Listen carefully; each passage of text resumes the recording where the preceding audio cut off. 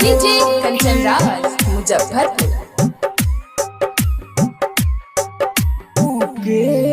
के ना होखे जहवन बोले ले ओके उके हुके ना होखे के ना होखे जहवन बोले ले ओके उके हुके ना होखे धोखा दे दे जहिया रे धोखा दे दे जहिया रे रह जइबे बबुओ रोके जहवन बोले ले ओके उके हुके ना होखे धोखा दे दे जहिया रे धोखा दे दे जहिया रे रह जइबे बबुओ रोके जवन बोले ले ओके उके हुके ना होखे।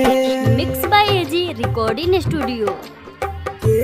हुके ना होखे जवन बोले ले ओके डीजे कंचन राज मुजफ्फरपुर। डीजे कंचन राज मुजफ्फरपुर। पहिले तो खूब मिली झूठे झूठे बतिया ढीली पहिले तो खूब मिली झूठे झूठे बतिया ढीली जिंदगी तोरे बर्बाद करके खाई चिकन चिली फांसी जे कर जाल में फांसी जे कर जाल में होई साले उबो के जवन बोले ले ओके उके हुके ना होखे।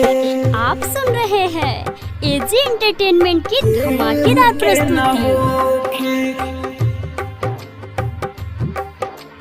जवन बोले ले ओके डीजे कंचन राज मुजफ्फरपुर। डीजे कंचन राज मुजफ्फरपुर।